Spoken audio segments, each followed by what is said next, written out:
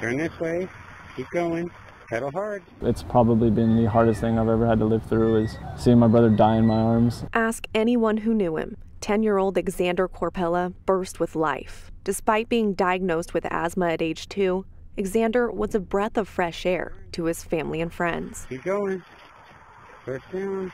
He enjoyed cracking jokes even if they weren't funny, playing sports, and above all, he looked up to his big brother Devin. There was always jokes, laughter, His smile was contagious. Just always smiling, always happy. In June, that smile that lit up every room went dark. Xander suffered an asthma attack, and as usual, he used his inhaler. But then he wanted a drink, so he got his orange soda, took a big drink, and that look in his eyes, like you just knew something was wrong. It was a very scary moment. I just remember looking at him going, Devin, let's go, we've got to go. Knowing the gravity of the attack, his panicking mother and brother raced to the car with Xander, speeding towards the emergency room. Petrified, Devin, sitting in the back seat with Xander, tried to keep his composure while encouraging his brother to keep breathing. Then, in an instant, Xander's eyes rolled into the back of his head and he began to lose consciousness. I started CPR and I had started breathing for him, and he came back and he looked straight at me, and I was like, you gotta breathe. I was like, don't give up. I was like, say you won't give up. And those are the last words I heard him say was, I won't give up. Arriving at the hospital in Fruitland, Devin tore out of the car, sprinting with his dying brother in his arms. He just starts running. And I mean, he didn't stop at the receptionist, he just kept going. Screaming for help, doctors rushed in, but Xander's deteriorating condition required an air ambulance to Boise. You're sitting there, you're watching all these people work on your child, and you're sitting there helpless. You don't know, you don't know what's gonna happen.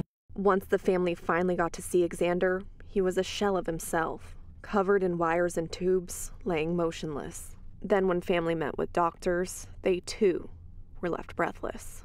And I remember them telling me that he was over 90% brain dead. Grief-stricken and unsure of what to do next, the family prayed. Then on Father's Day, a son, a brother, and a friend was no longer with them.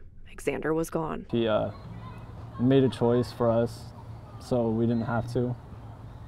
And he decided that it was his time to go. While Xander is no longer with his family, other families are staying together thanks to him donating his organs, something his family is both at peace with and grateful for. It's just another day that God has planned for someone else. Xander's liver and right kidney went to 2 women in their early 40s. His left kidney donated to a man in his 30s. And finally, Xander's heart donated to another grade school boy. When I read that,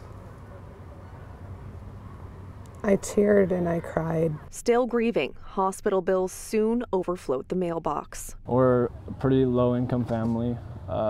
We don't have all the money in the world, but the money we do have goes to exactly what we need. The unexpected costs of losing a child have overwhelmed the family.